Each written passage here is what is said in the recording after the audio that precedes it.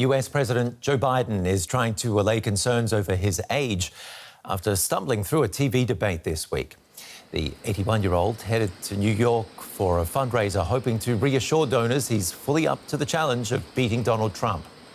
Thursday's showdown saw Biden stammer through answers and struggle to counter attacks and false claims from Trump. The New York Times has called for Biden to leave the presidential race. Rachel Rizzo is with the Atlantic Council think tank in Washington, D.C. I asked her how likely it is that Biden will be replaced.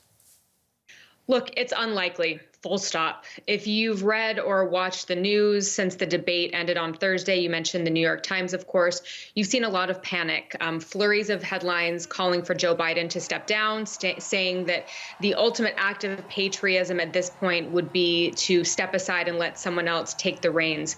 But that's not going to happen. I think we need to be clear about that. I think the best thing that Biden did was show up at a rally less than 24 hours later and say, look, I don't debate as well as I used to. I might not walk as easy as I used to, being upfront about the things that people are concerned about.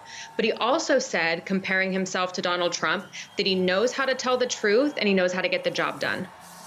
Give us a bit of background. Do you have some insights into who Biden actually listens to on things like this?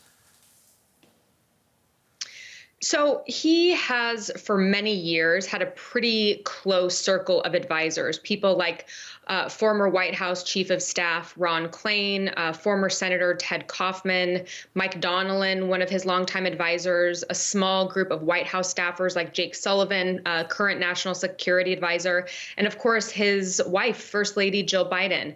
So that's a good thing that it's a small circle of really trusted advisors, but that's also kind of difficult. It's seen as sort of a council of elders or a campaign and presidential oligarchy, as some people have called it. So while it's good for him, it's also a little bit difficult in terms of the advice that he might be getting from a very small circle of people. At the same time, Donald Trump has staged a victory parade of types in Virginia. Have his legal problems affected him at all? Not to the extent that many people may have expected and some people may have hoped.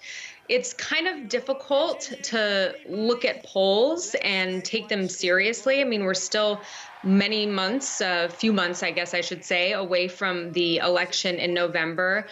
But his legal woes haven't really swung voters in one way or another. He has a pretty strong base of supporters. Of course, former president being in jail or being behind bars might switch things a little bit. But I think that is unlikely to happen. That outcome, or rather, is unlikely to happen. And beside the age of either candidate, what are the big issues that could swing this election? So the economy is at the top of everyone's mind, and the economy is doing well. Over 15 million jobs have been added since the beginning of Biden's presidency. Unemployment is at a record low. Consumer spending is up. But unfortunately, he really hasn't been able to sell that message very well.